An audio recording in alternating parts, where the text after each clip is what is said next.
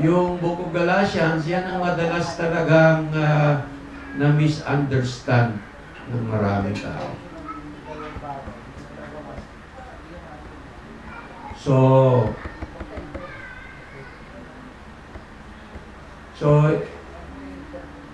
yan. Ito yung summary ng Book of Galatians. Chapter 1, inintroduce ni Paul kung sino siya at sino yung kalaban niya. So meron siyang katunggali, meron siyang grupo na tinuturing. Hindi po Baptist yun, hindi po Pentecostal, hindi po sekta ng modern day. Ito'y mga sekta nung araw na yung tawag na sa kanila, the circumcision faction. No? Yung mga nanonood, huwag na kayo mag-screenshot, maubos yung oras nyo. 181 slides yan. Ibigay nyo sa akin yung email address nyo, ipadala ko lang sa inyo. No?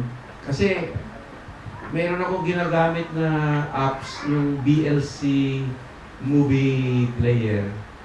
Meron yung function na snapshot mo siya.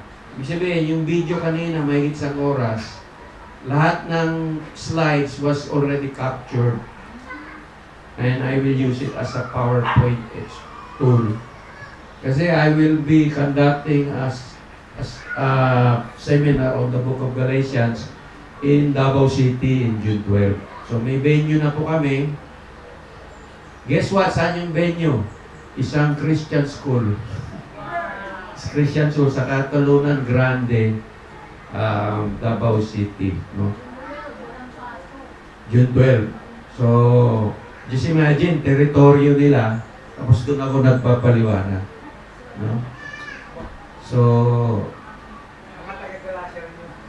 hindi po taga-Galacia kasi hindi naman yung gumagala. Mga taga-ano yung Davao. So, marami pong, ito yung mga most often times na misunderstood sa Book of Galatians na para bang galit si Pablo sa pagtutulik. Pagdating sa pagtutulik, alam natin, ang pagtutulik ay isang ritual na ginaganap sa isang lalaki na kinakat yung sobrang laman, no? So, ang ibig sabihin niya, to cut the foreskins. So, which is the sign of the Abrahamic covenant. So, without being malicious or bastos, bakit po ang sign of the covenant ay sa ari ng lalaki? Bakit? Kasi from the very beginning, ang similya, yung first messianic prophecy, sino yung unang messianic? Ano yung first messianic prophecy? Yung pangakong Messiah. Doon sinabi kay Eve sa Garden of Eden, nung pagkasala nila, nung nagkasala sila, mula sa iyong binhi ay manggagaling yung Messiah, the seed. So the seed is, without being malicious, it's an idiomatic way of saying yung similya ng lalaki. Di ba? So alam nyo na kung ano yon sa science, sa biology. Hindi ko na sabihin, hindi bastos. Pero, okay, mga babae, makinig ka kayo. Kayo ba may seed o may egg? Ha? Sino yung may seed? Lalaki. Jet. So, bakit sinabi sa babae? Yung seed. From your seed will crush the enemy's head. Ibig sabihin, yung kaaway na si Satanas, si Serpente, dudurugin mo yung ulo niya. Bakit sinabi, according to your seed, may seed ba yung babae? Bakit? It talks about the virgin birth of a woman in the future, na the Holy Spirit will conceive her, and the seed is the Messiah Christ. So first and foremost, Yun yung prophecy from the very beginning. No? So, ibig sabihin, promise, pangako. Pangako. Pangakong hindi pa nangyayari na naniniwala ka. No? So, yun yung simple meaning ng faith. Believing in the promises of God o Elohim. So, si Abraham ay naniniwala muna bago nagpatuli. Hindi siya nagpatuli bago naniwala. No? So ngayon, ano ba ibig sabihin ng naniniwala or faith? By faith, Abraham believed in Elohim and it was credited to him as righteous. Righteousness is the first mention of the word faith. Saan po matagpuan yan? Genesis chapter 15. By faith, Abraham believed. Naniniwala. Emuna sa Hebrew. Tapos, ginawa siyang matuwid sa harapan ng Diyos. So kung mapansin nyo po, bago sinabi sa kanya yan, sa chapter 15, marami na po nangyari sa buhay ni Abraham. Marami na pong nangyari. Hindi lang ho siya basta, hindi niya ho first time na naniniwala. Matagal na ho siyang believer. Ibig sabihin, naniniwala siya na may gawa. It was never meant na ang faith, sabi niya, faith without works is dead. No? So palaging may kasamang gawa ang faith. Pero in the book of Galatians, medyo malalim yung pagka-explanation ni Paul na hindi sa pamagitan ng gawa ang tao ay nagiging maaring ganap or justified in the sight of God. So maliwanag, kumbaga, hindi mo uunahin ang Mount Sinai kay Abraham. Hindi mo uunahin ang circumcision bago yung faith. Hindi mo uunahin ang law bago yung Passover. So, Paul is trying to explain the proper sequence. Na kung babaliktarin mo, sabi niya, that is another gospel, sabi niya. Ibang ebanghelyo yan. Kumbaga, you are twisting the Bible. Ang problema sa kaka-explanation ni Paul na misunderstood ito ng maraming mga nagbabasa ngayon na hindi nakakaintindi. Kasi po, sa panahon ni Pablo, yung salitang circumcision ay may kinalaman sa ritual of conversion. Yung joining a sekta. Sasama ka sa isang sekta. Ano yung sekta? Yung kalaban niya. Anong sekta yun? Maraming naniniwalang ito ay mga sekta ng Pariseo. Na mga Pariseo na na-convert na sa Messianic believers, faith. Katulad ni Pablo, si Pablo po ay isang Pariseo. No? Chris, pwedeng palakasan mo konti. Parang sumisigaw. Parang galit. Ayaw ko magalit kasi nakaka-ano daw yan, nakaka-stress. Yung last Saturday, maganda yung Chris, hindi ako sumisigaw. No? Para kung sinisigawan si Florence, dito kasi siya. So yung circumcision, ano ibig sabihin yan? Sekta ng isang grupo na pinipilit ang mga taga-Galacia na sumama sa kanila. Yun yung kalaban ni Paul.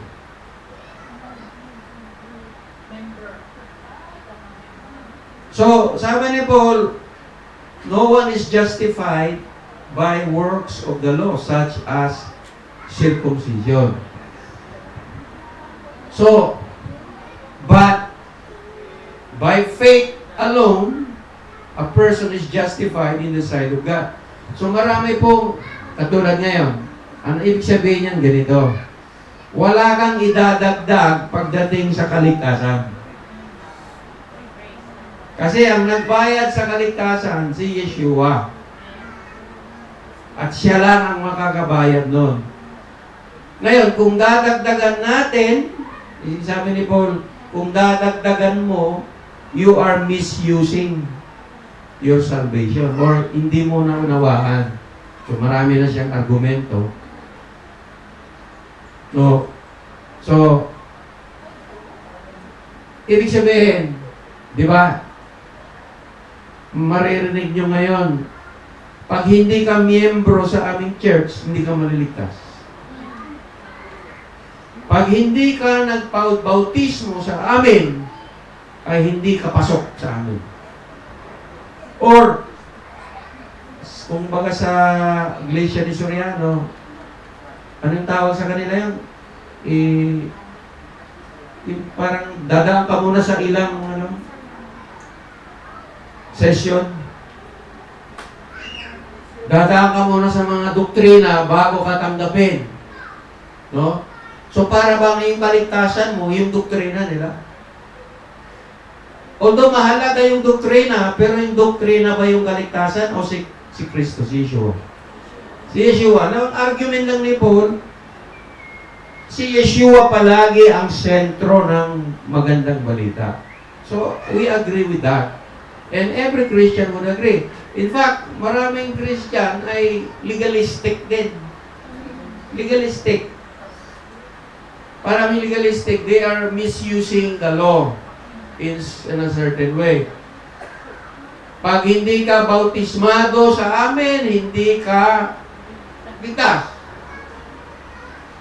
Pag hindi ka miyembro sa aming iglesia, hindi ka ligtas.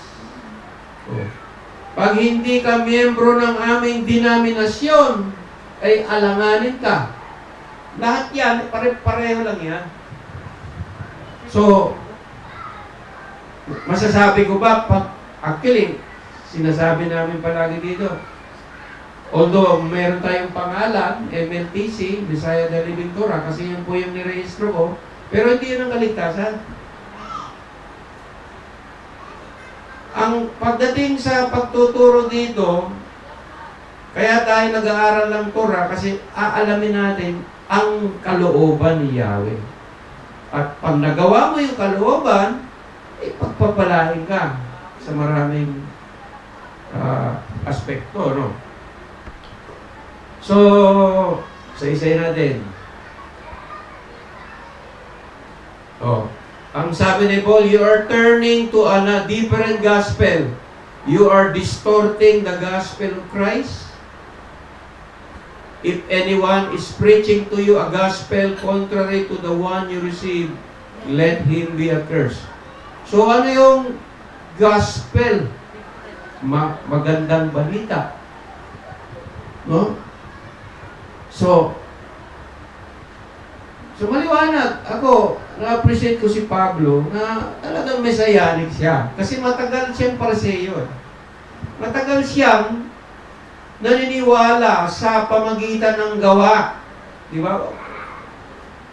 Kung kayo pupunta sa Israel ngayon, na hindi siya naniniwala kay Yeshua as the Messiah, ang kaligtasan nila, yung pagtutura.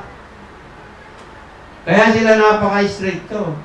Pero sabi ni Paul, niligtas ka ba ng batas o niligtas ka ni Yeshua? Yeshua pa rin. Hindi niya sinasabing hindi importante ang batas ng Diyos. Sinasabi niya lang, hindi yon ginawa para maligtas. Ginawa yon para ma-bless and curse, and marami siyang dahilan, added for a transgression, and so many different ways ginamit niya yun. Sa Book of Galatia. Sabi niya, I am seeking the approval of men. Am I seeking the approval of men or God? Or am I trying to please men? If I were still to please men, I would not be a servant of Christ. Sinasabi lang ni Pablo na matagal siyang men pleaser. Matagal siyang sumusunod sa mga tradisyon ng mga Pariseo. Kaya dito sa chapter 1, si Pedro ay tumakbo nung nakita sila ni Paul. Kasi nga, he wants to please the Judaizers. Mga Judaizer, yung mga proselytes to Judaism. Mga circumcision group. So, introduction pa lang to. Napakahaba mo na to. The errors of Galatians might be rooted in the social and religious pressure of appeasing others. Ano po yung religious pressure sa Galatians?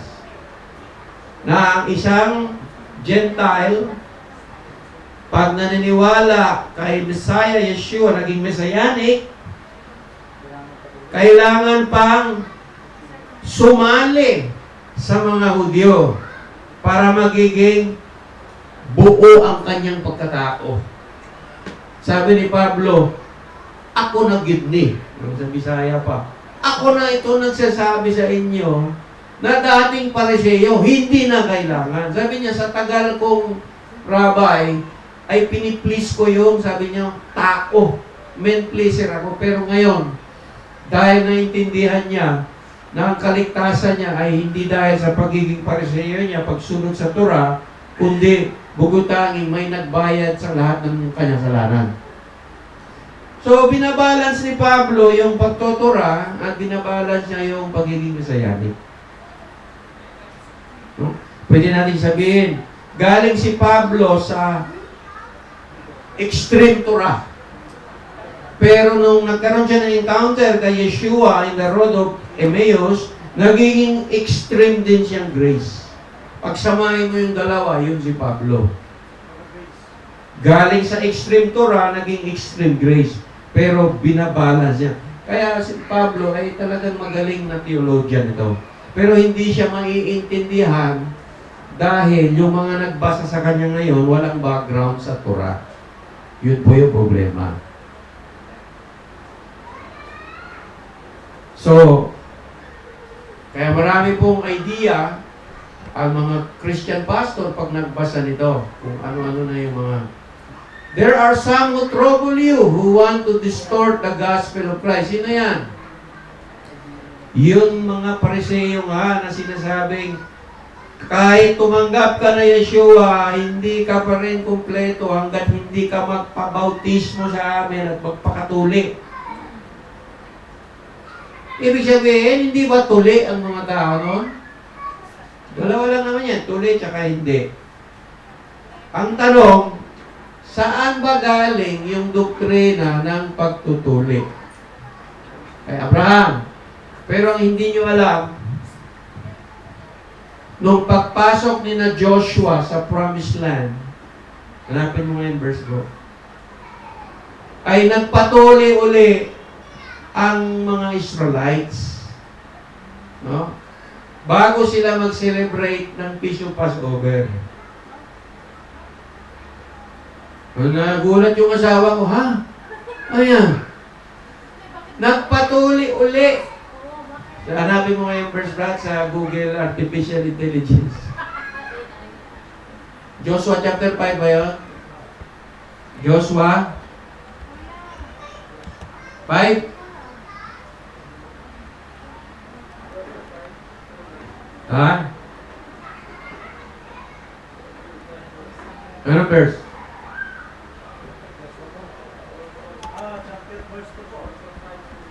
Ha? Yan, ito. At that time, Yahweh said to Joshua, make yourself flint knives and circumcise again Israel for the second time. Good luck sa inyong lahat. Walang anesthesia panahon. Nang panahon yon, sinabi ni Yahweh kay Joshua, gumawa ka ng mga sundang na pinki ang bato. Galing pa sa bato yung mga knives nila o yung mga kutsilyo nila. Anong sabi rito? Tuliin mo uli ng ikalawa ang mga anak ni... ngayon dito nyo makita, bakit mahalaga sa kanila yung pagtutuli. No? Symbolizes siya ng talagang parang kumpleto yung kanilang pagiging Hudyo.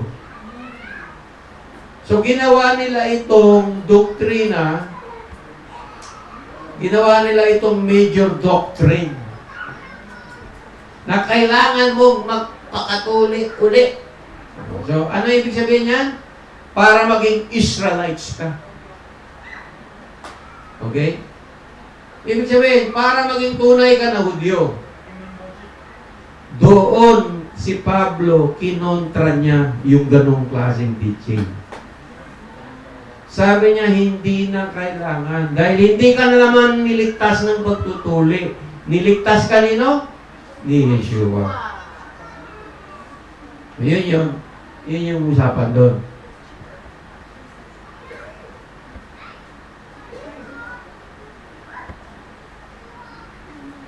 Yan.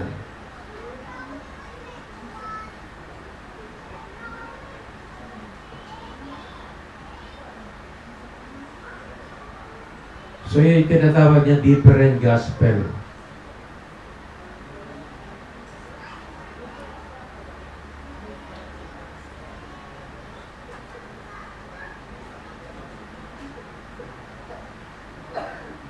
Sabi dito ni Pablo, I was advancing in Judaism beyond many of my own age among my people. So extremely zealous was I for the tradition of my fathers. But when he who had set me apart from I was born, who called me by his grace, was pleased to reveal his Son to me, in order that I may preach him among the Gentiles. O, tingnan. Sinasabi ni Pablo na siya ay talagang sumusunod sa mga tradisyon ng mga Hudyo, katulad ng pagtutuli. Pero nung ni-reveal sa kanya si Yeshua, nagbago siya, mga kapatid. Hindi ba? Naintindihan niya yung grasya ni Elohim sa pamagitan ni Yeshua. Naging messianic siya. Sabi niya rito, I went into Arabia. Saan ba yung Arabia? Anong ginawa niya sa Saudi Arabia? Hindi po. Nandun po kasi ang Mount Sinai.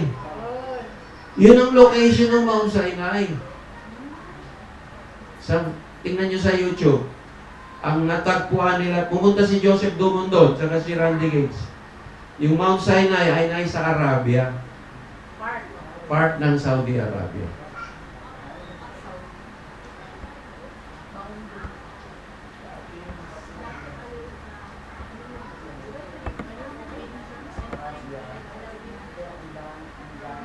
So yan, sa Acts chapter 15, binanggit din yun, prerequisite for salvation ang circumcision. Sabi ni Paul, mali.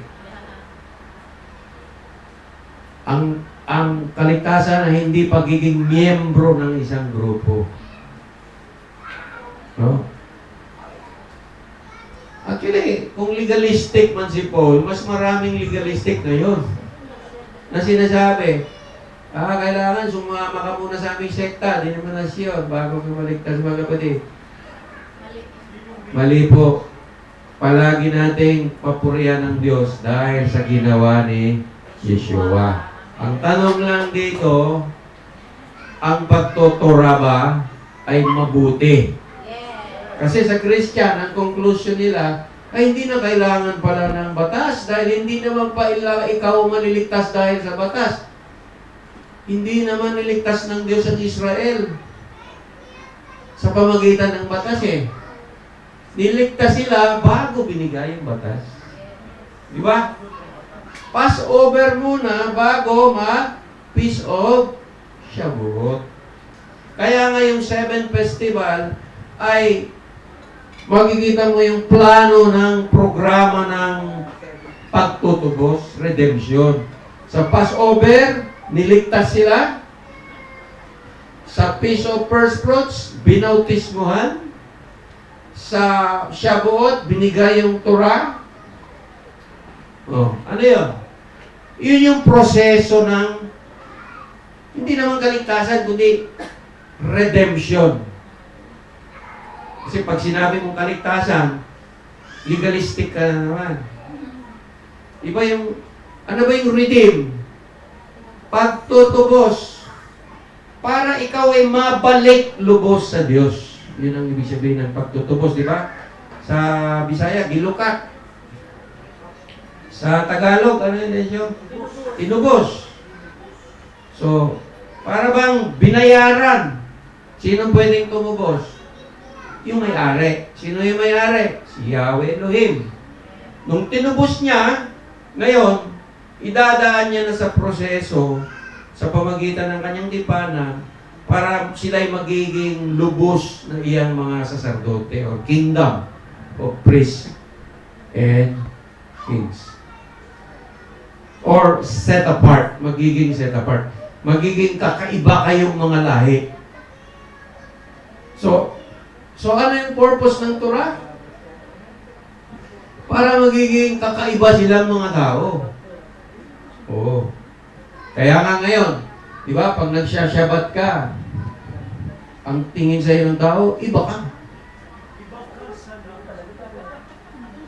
Sabi ko doon sa machine shop, sir, pinaliwanag ko kasi gusto ko mag-ubay. Huwag mong galawin yung aking makina.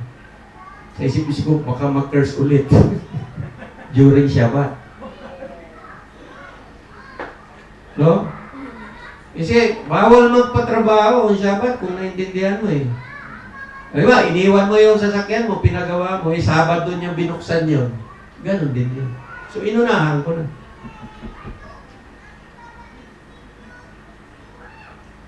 So, yung pagtutura ay, ito ay kalooban ng Diyos. No? In fact, binanggit dito na ni Pablo sa bandang Galatians chapter 6, you are the Israel of God. Ibig sabihin, ito yung hiwaga na misteryo, sinabi ni Paul, the mystery of the Gentile, that they are co-heirs together with Israel. Ibig sabihin, wala nang ibang paraan pa para ikaw ay makasali sa tipanan. How do you join Israel pala? How do you become part of Israel? From the very beginning. How do you join the family of God? May ritual ba na dadaanin? Mayroon bang ritual na proseso bago ka tanggapin ng Diyos?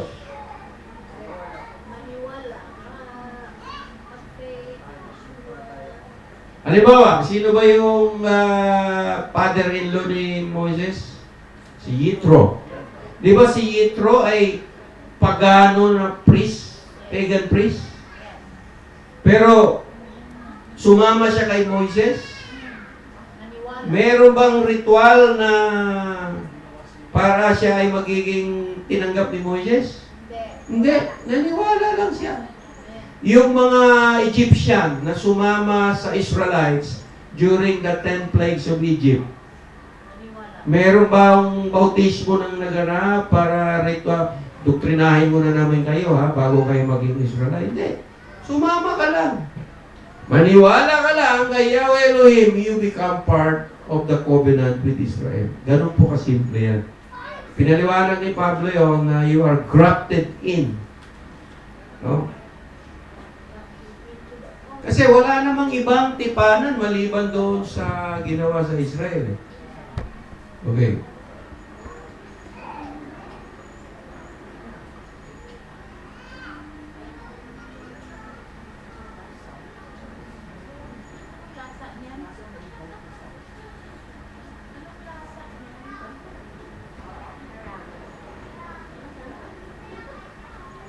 So, ito na, yung mga tinatawag ni Pablo na mga nagiging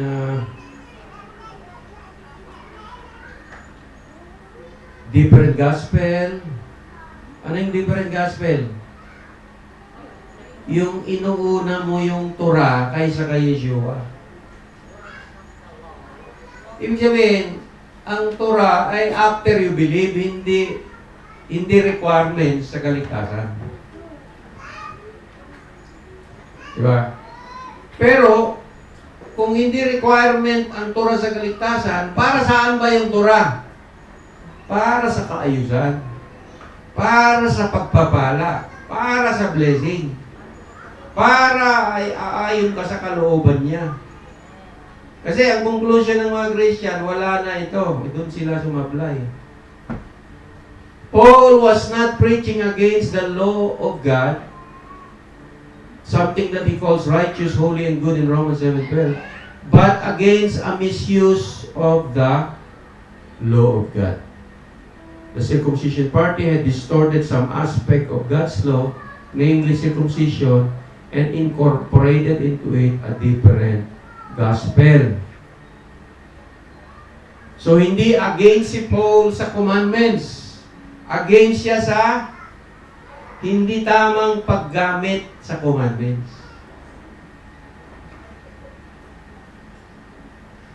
Kumbaga sa salita ngayon, ang sawag ng mga Baptist niyan, do not add to the finished work of Christ.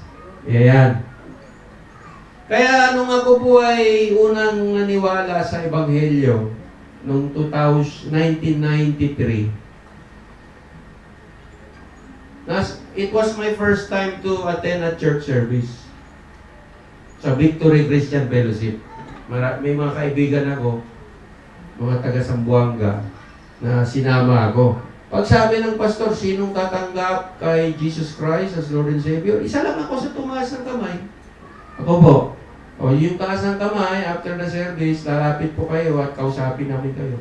Pagdating doon, tinatanggap mo ba? Inaamin po makasalanan ka? Opo. Hindi makaligtas sa iyo anumang gawa? Opo. Tinanggap mo siya? Opo. Yan ang sagot ko, opo. Pag uwi ko sa bahay, naghahanap na ako ng Biblia. Hindi ko na maintindihan ano nangyari. Hindi naman ako nag-speaking in tongues. Mula noon, naghahanap na ako ng Biblia. Ibig sabihin, that's the day of my salvation. Wala nang idadagdag pa doon. It was solely the grace of God na dumating sa buhay ko. Nakalimutan ko lang yung actual dates nung aking ano. Dahil hindi naman ako nagsusulat ng diary. Mahilig mag-diary. Pero I remember, from that time on, yun ang kaligtasan ko. Naghanap na ako ng Biblia, tapos nagsisimba na ako every Sunday. Tapos nagsimula na yung journey ko as a spiritual person. Ang problema, ang mga kausap ko, mga Baptist Christian, sabi ko, paano ba maglingkod sa Diyos? Siyempre, biro mo, araw pa lang ako na believer. Baby na baby, di ba? Ang sabi nila, ay, hindi ikaw yan, si Jesus yan. Hindi ko maintindihan bakit si Jesus lahat. Hindi, gusto kong mag-serve na sa Diyos kasi galing ako sa mundo Ang tagal ko dyan Iba naman. Gusto ko na mag-serve. Hindi ikaw yan. Si Jesus yan. Ilang beses ako nagtanong, hindi ko sila maintindihan. Ano ba to? Tuwing sinasabi ko, gusto ko maglingkod sa Diyos, sasabihin nila, hindi ikaw yan. Si Jesus yan. So para bang hindi ko maintindihan na ano bang gagawin ko? Kaya nilayasan ko sila. Naghanap ako ng ibang simbahan. Pagdating sa Pentecostal Church, doon, legalistic, sasabihin nila sa iyo. Ganito. Sabi ko, ito yung magandang pastor, matapang. Hindi yung medyo parang ano lang. No? So, magkaiba po yung obedience to the law and legalism. Ano yung legalism? Misuse of the law. Yan yung legalism. Maling paggamit sa kautusan. May alam ba ako sa kautusan nung ako'y na born again noong 1993? Wala. Wala akong alam. In fact, although may Bible naman tayo, mga Katoliko, pero hindi natin maintindihan pag binabasa natin, no? Pero, wala akong alam sa Torah, wala akong alam. Even sa bautismo, hindi ko alam yan Di ba? Pero niligtas ako ni Yeshua. Yun ang ibig sabihin ni Pablo. Nung araw na niligtas ka, Walang pwedeng idadagdag kung ano man yan. You are not saved by keeping the law or knowledge of the law or Torah. It's upon the grace of Elohim na ikaw ay naligtas. Yun lang ang gusto niya i-point. Wala kang pwedeng idagdag para si Yeshua lang na mag-glorify. Ngayon, so taking in context, na misunderstood to ng mga Kristiyano na wala nang halaga yung kautusan. Kung mababasa natin, kung naintindihan mo yung Torah, ang kautusan, mahalaga. Pero, ito'y binigay, it's a matter of proper, yung order and pattern, no? Hindi binigay yung kautusan, pass over muna, kaligtasan, bago yung kautusan. Ang tawag ni Pablo dito, they boast in the flesh, makataong kahambugan. Ibig sabihin, ang tao yung tinataas, hindi si Elohim.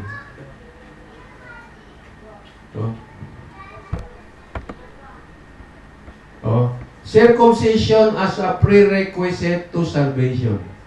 An attempt to coerce the Gentiles into submitting to man-made doctrine and systems of ritual conversion, making the work of the Messiah irrelevant. I think it's very clear already. Very basic ito. Ano po yung requirement sa salvation? By faith. By faith lahat. By faith po lahat. So, tama po ang Christian, by faith. Tama po ang Baptist, by faith. Tama po yung Pentecostal, by faith. Ang kasunod na lang, pagkatapos mong nailigtas, ano yung gagawin mo? Ngayon, diyan na papasok. Diyan na papasok. Depende yan kung ano yung grupo na pinasukan mo. Katulad doon, pumasok ako sa United Pentecostal Church. So, sa palagay nyo, ano yung mangyayari sa buhay ko doon? Siyempre, tanggapin mo yung doktrina ng United Pentecostal Church. Si Brother Alvin. Banggitin ko na yung grupo mo. Kasi, ano ba yun?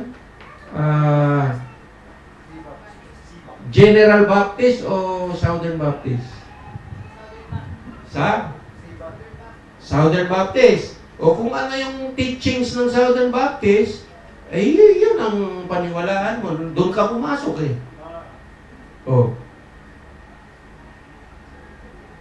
Kung pumasok ka sa evangelical, sa mga kamakop, yung medyo sa alayan, yun ang pinakamarami sa Mindanao, no? Kung ano yung doktrina ng kamakop, alliance, yun ang sundin mo, doon ka pumasok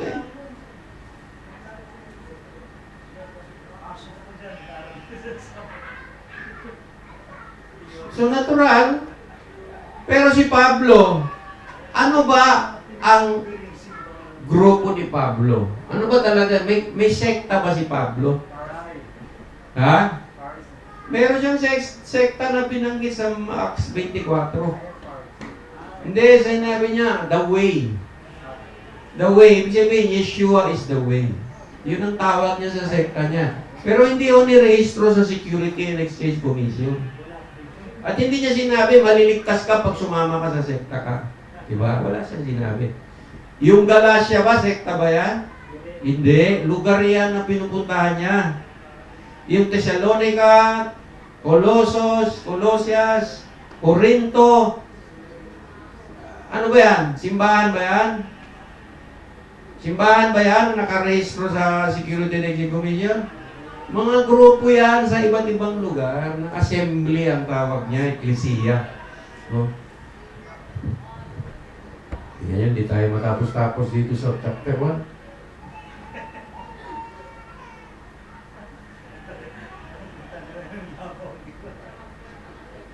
Ang tawag dito, mga kapatid, is circumcision of the heart. Ano ibig sabihin ng circumcision of the heart? Tinutuli ba ang puso? Literal natin, ha? Ano yung sabihin ng sa Greek yan, sa English? To cut the foreskins off. Kumbaga, ano yung sabihin? Actually, maraming hindi nakakaintindi niyan Circumcision of the heart, hanamulim sa Hebrew, is an idiomatic expression to take out the stubbornness. Alisin yung katigasan. So, ibig sabihin, pag inalis yung katigasan ng puso, ito ay lalambot at susunod sa Diyos. No? Yun ang ibig sabihin yun. Ibig sabihin, circumcise our hearts gives us the inward desire to obey Elohim. So, sabi niya nga, ang tunay na Hudyo ay tuli sa kaniyang puso. Yun, ibig sabihin, gawa ng Diyos, hindi gawa ng tao. So mga kapatid, dahil alas 6 na, ang ibig sabihin lang yan, bakit ka naririto? Bakit ka naniniwala? Kasi kung di ka naniniwala, wala ka naman dito. At hindi lang po kayo, marami pong nagbunga na po yung ating ministeryo. Dahil ako nga po ay naniniwala na itong Hebraic Roots Movement, ito yung buong katotohanan na naitago, no? At karamihan ng Christian, hindi sila aware nito. Ito po yung paraan na maintindihan mo yung Biblia from the first century context. So again, ang kaligtasan nyo po, ganyan, ilagay natin sa tamang perspektiba, ang kaligtasan nyo, hindi yung pag-attend nyo dito.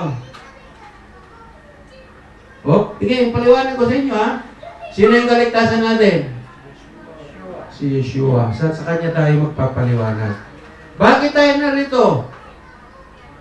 Para i-compliance doon sa kautusan niya, do not forget the assembling of yourselves. Huwag niyong kalimutan yung pagtitipon, ang banal na pagtitipon. Fellowship, tsaka pagsunod sa Sabat.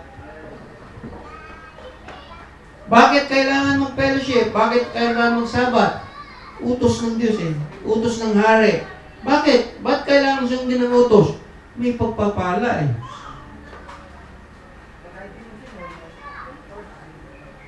Pero, ilagay natin sa tama. Ang Sabat po ba ang kaligtasan o si Yeshua? Nakita niyo?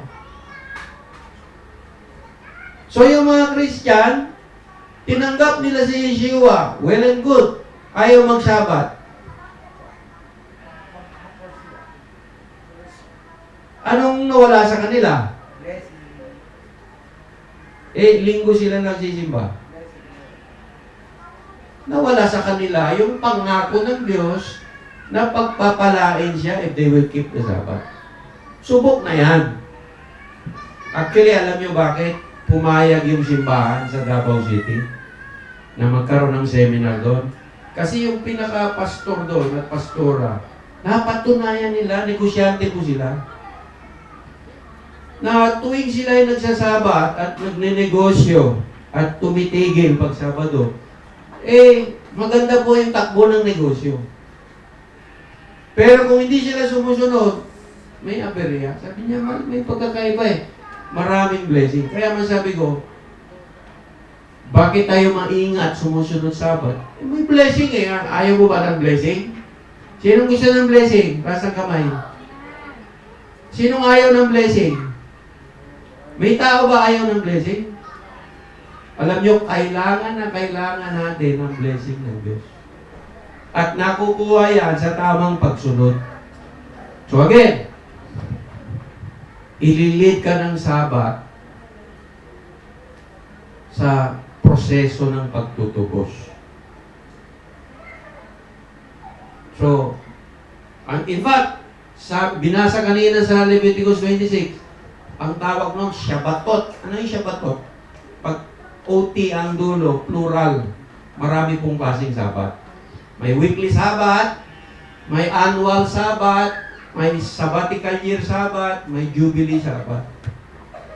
May 8-day Sabat, yung the last day of Sukkot. So marami pong klaseng Sabat. Para ano yon? Para saan yon? Yun po yung redemption process. Hindi ko ma-explain sa Tagalog. proseso ng pagtutubos. Para makumbaga, pag naumpisahan mo, igagay ka hanggang sa dulo. Yun. Yun ang purpose nun. Bakit tayo nagse-celebrate ng feast? Para mag-guide ka ni Elohim sa kanyang guidance. So, bandang huli, ikaw ay, kung gamitin ko kasi yung salitang kaligtasan, legalistic na naman tayo. Pag ginamit ko yung salitang pagtutubos para buong-buo ka, para marating mo yung promised land. Yun. That's the point. Kung mag-aaral ka ng Torah, palaging tinutukoy, when you enter into the land. Para, kumbaga, dumaan ka sa tamang proseso, marating mo yung pangako ng Diyos. Ibig sabihin, huwag kang gagawa ng sarili mo. Amen? So, yun lang po ang kaya kong ipaliwanag sa inyo. So, tayo po tayong lahat. Ito, dito matapos ng ilang buwan tong Galatia na to. So, I would recommend you read the book of, Psalm 19, 119 Ministries. So, kung gusto nyong, i-download nyo yung The Book of Galatians, Psalms 119 Ministries. Meron siyang transcript. Pero kung gusto nyo na ginawa ko ng PowerPoint lahat, you can just give me your email address. Isasend ko yung link tsaka yung PowerPoint. So, Shabbat Shalom po sa inyong lahat. Kapatid, pinagpala po tayo na tayo po ay nandito ngayon nagsasyabat para in compliance with Yahweh's, commandments dahil gusto niya. Siya po yung natutuwa po. Sabi niya, the Sabbath was made for men. Ang makikinabang po sa Sabbath ay ang tao, not men for the Sabbath. So napakalaki pong benepisyo itong Sabbath. Actually, this is the center of our spiritual worship every week. No? Amen? Are you ready, Brother Chris? Tayo po tayong lahat.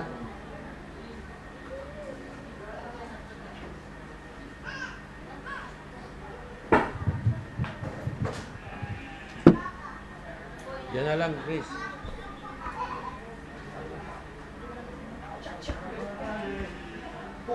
So, salamat po. Thank you for joining.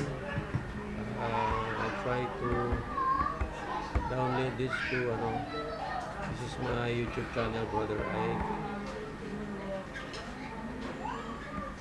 Ay, mali pala. Sorry. Shalom po, brothers and sisters. Let's get ready to sing the Aaronic blessing.